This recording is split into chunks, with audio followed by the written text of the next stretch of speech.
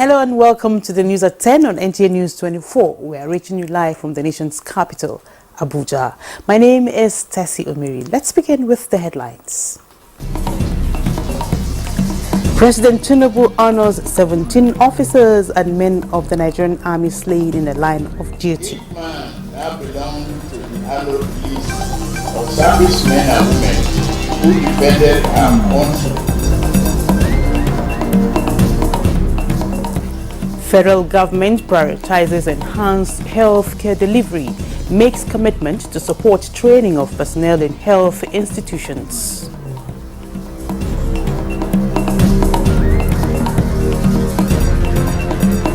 Minister of Agriculture and Food Security inaugurates spray control of transboundary agricultural pests in Kebbi State to mitigate pest attacks.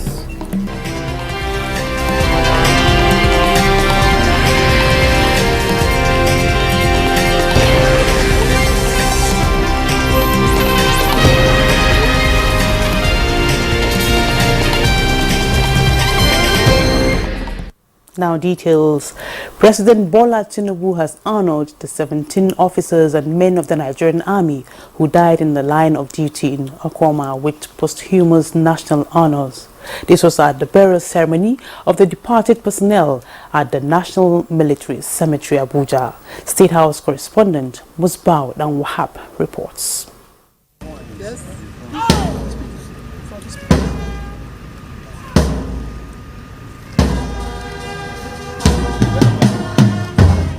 Lieutenant Colonel Abdullahi Ali led 16 officers and men of the Nigerian Army on a peacekeeping mission to save lives from communal crisis. But their entire lives were the ultimate prize.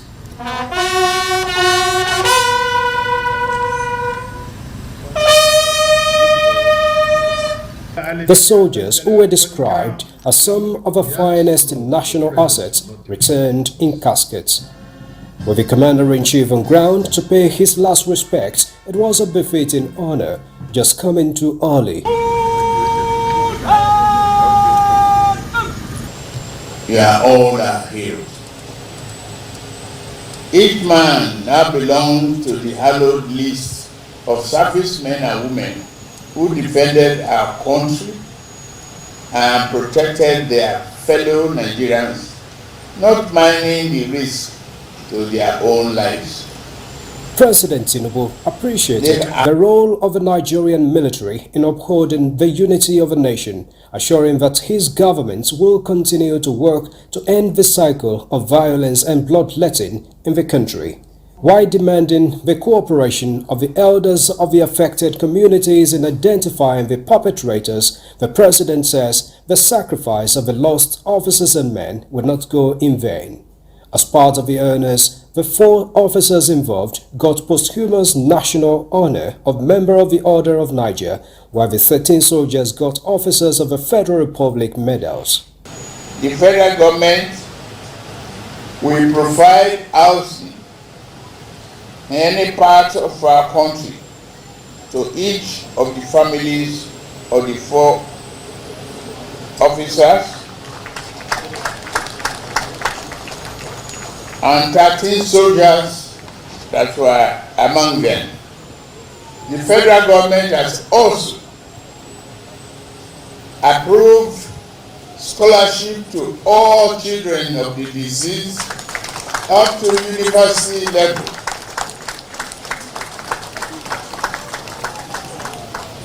Including those who are in the womb. The military, we appeal to you to, within the next 90 days, to ensure that all benefits of departed are paid to their families. As encouraged by the Commander-in-Chief, the military say they will not be deterred by the action of the enemies of the state in safeguarding the nation and its territory. To these fallen heroes, to honor their memory by redoubling our efforts to create a safer and more prosperous nation for all. Let us build a nation where every citizen can live without fear, where communities can thrive, and where our children can grow up knowing the true meaning of security and stability. The Nigerian Army, with the assistance of its sister services and other security agencies, is committed to bringing the perpetrators of the Okwama murder to book and recover all service and personal belongings taken from the murdered troops. The President, the military and family members paid their last respect to the departed officers and men. Present! Fire! In Abuja, Musbah and Wahab, NTA News. President Bola Tinubu says his administration is committed to deepening democracy by ensuring adherence to the rule of law and expediting the sustainable provision of good governance, justice and fairness to all Nigerian citizens when he received a delegation from the United States Congress led by Senator Cory Booker at the State House. President Tinubu said that democracy must be defended. It must translate into tangibles of quality healthcare, good education, food security, shelter and overall economic prosperity for the people of Nigeria. He said Nigeria is a necessary partner for the sustenance of democracy in Africa and beyond, noting that as the continent's biggest economy and largest democracy, Nigeria is well positioned to set the best continental example by delivering good governance to its people, emphasizing the need for the United States to evolve a more prudent and pragmatic partnership with Africa. The Nigerian leader told the US Congressional delegation that the United States should consider upscaling critical development programs to strengthen ties with the continent. Leader of the visiting delegation, Senator Cory Booker, described President Bola Tinubu as a visionary leader who took tough decisions necessary for the good of Nigerians. The US Senator noted that Nigeria and the United States are partners bound by shared values of democracy, rule of law, and commitment to peace and good governance. Investments in public health here, that partnership is essential because a public health crisis anywhere is a public health crisis everywhere. But in addition to that, we share values and want to strengthen democracy because we know that a strong Nigerian economy, a strong Nigerian democracy is going to influence the whole continent of Africa and the world. So our partnership has to remain committed to those common values and those ideals. I'm sure he further assured you that he's going to be delivering that message and he will continue to support Nigeria in the US legislature, as well as also with the Bretton Woods institutions. So we're talking IMF, World Bank, and so forth. Now to healthcare. The federal government has identified enhanced healthcare delivery as a top priority with commitment to support the training of personnel in teaching hospitals and other tertiary healthcare institutions. Vice President Kashim Shettima gave the assurance when he received the management of the University of Maiduguri Teaching Hospital, led by its Chief Medical Director, Professor Ahmed Hadijo, at the Presidential Villa, Abuja. State House correspondent Abdurrahman Jibrila reports. This visit by management of one of the oldest teaching hospitals in northern Nigeria is taking advantage of the 8 key areas of the renewed hope agenda of the Tinubu administration. Vice President Kashim Shettima started by appreciating the team for the giant strides recorded over the years, with assurance of supporting human capacity development in hospitals across the country. The government, he said, will explore all available windows to support teaching hospitals in the training of personnel and engage more partnerships with the private sector. For the Chief Medical Director, with the support of the government and other stakeholders, the hospital has expanded from a 600 to 1,305 bed facility equipped with the state-of-the-art machines. Hospital. We are currently also building a fertility care center. We have expanded our kidney center to 85-bedded facility with 4 operating theaters and many more projects, like having a dedicated standalone stroke center, which is the first one in the country that is 150 bedded, and we're looking at all the treatments that are previously obtained outside the country will now be done within the country. Besides building new centers for trauma, dialysis, cancer and stroke treatment, among others, the hospital boasts of over 100 professors in different areas of specialities. All of the infrastructural development, the human capacity development that we're doing is to key into the programs of the federal government of Nigeria. The president has a very good program for healthcare, especially the much advocated unlocking of the health value chain by the Minister of Health. The University of Maiduguri is key into that program to ensure Nigerians obtain the best health care and to reduce the medical tourism, and similarly to reduce the brain drain by doctors getting and medical staff getting the workplace that has the best equipments and infrastructure that will really reduce brain drain to our own doctors and other paramedics. The Chief Medical Director requested for more support from the government to enable the institution actualize its objective of being an international center of excellence in healthcare delivery and training of personnel through the construction of an electronic health institute to facilitate its digital project. From the State House, Abraham Jibrila, NTA News. And on politics, the 18 registered political parties under the umbrella of the Inter-Party Advisory Council of Nigeria, IPAC, now have an action plan to cover their goals and aspirations in Nigeria. Timothy Yusuf reports that the unveiled plan contains actions to be taken to ensure further growth of the nation's democratization process.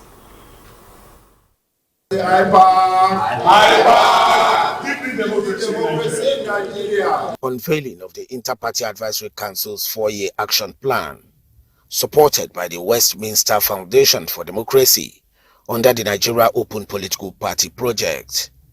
Chairman of IPAC, Yusuf Mamman-Dantale, said the plan will have a spiral effect in the nation's democratic space. With the lessons of the 2023 general election, supplementary polls, off-cycle, governorship elections and by-elections, Nigeria demand and deserve free, fair, credible, transparent, inclusive and peaceful elections in Edo and Ondo State gubernatorial elections.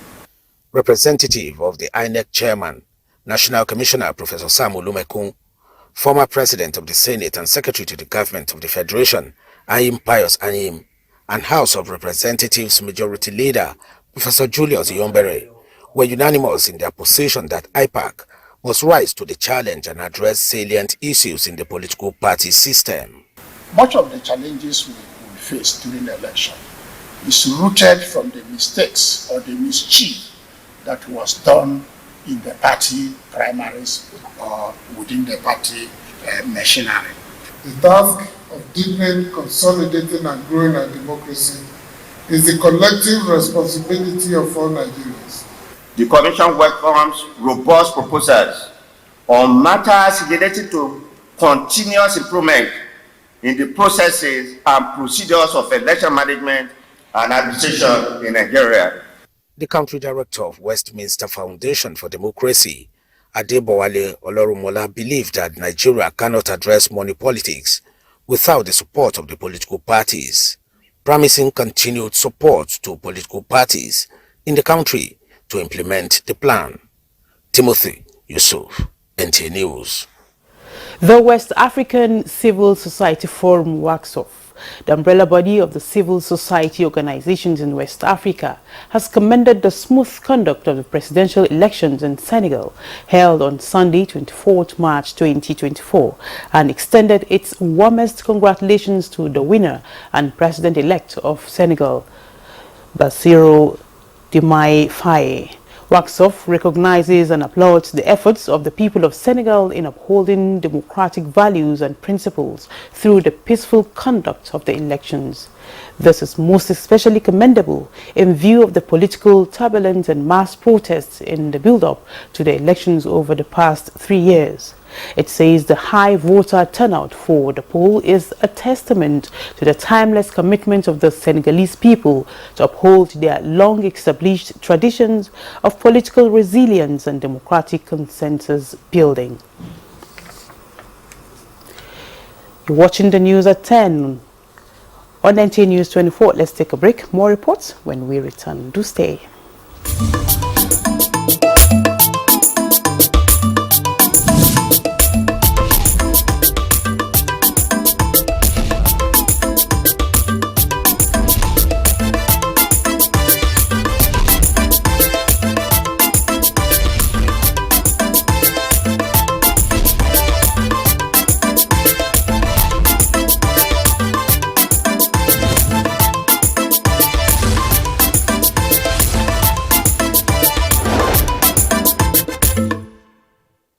You're welcome back, and straight to our business desk. Active players in the rice and cashew value chain are calling for more presence of the public and private sectors to optimize potential of these commodities to boost the export trade. Let's join Kunle Adeye for details.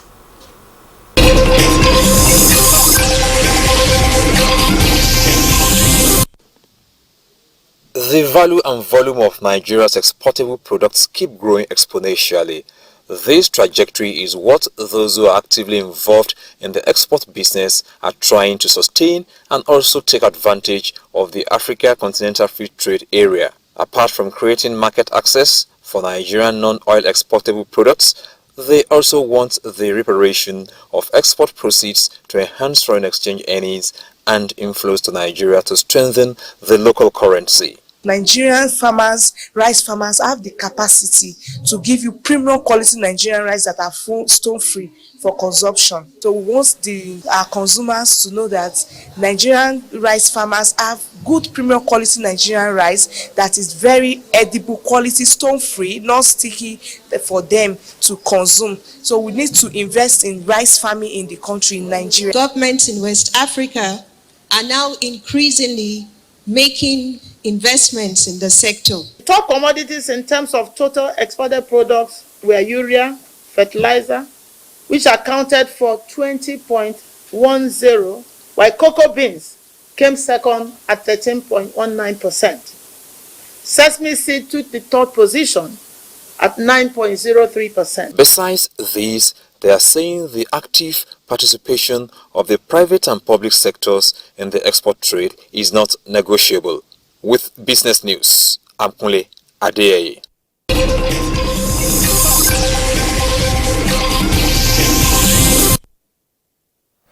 The federal government at various stages of farming is making efforts to mitigate all forms of pest attacks likely to reduce bumper harvest in the country. Minister for Agriculture and Food Security, Senator Abubakar Kyari, stated this at the flag off of 2023-2024 aerial spray control of transboundary agricultural pests in Kebbi State. Usman Abdullahi Shehu has more. Kebbi State feat in food production. Agricultural pests such as quail birds attack has robbed many farmers of bumper harvest over the years. It is therefore not out of place for Kebbi State to be the federal government's first choice for the flag of the dry season aerial spray control of transboundary agricultural pests for 12 frontline states in the country. I believe it will go a long way to aid food security and enhance our production. Minister of Agriculture and Food Security, Senator Abubakar Kyari, says the federal government pest control will be a continuous one until pests, especially quail birds, are eliminated across 12 frontline states in the country. We are also committed to building the capacity of both federal and state government technical field staff through continual refresher trainings to prepare them to prevent and respond to migratory pest invasion safely, responsibly, and in an environmentally friendly manner. I know the federal government is doing a lot to assist the state to develop agriculture and to produce more food for the citizens of this country. The Kebbi State Ministry of Agriculture is to supervise the exercise for effective coverage in the state. The 12 agricultural frontline states are Kebbi, Sokoto, Zamfara, Gombe, Katsina, Kano, and Jigawa. Others are Adamawa, Bauchi, Borno, Yobe, and Taraba states.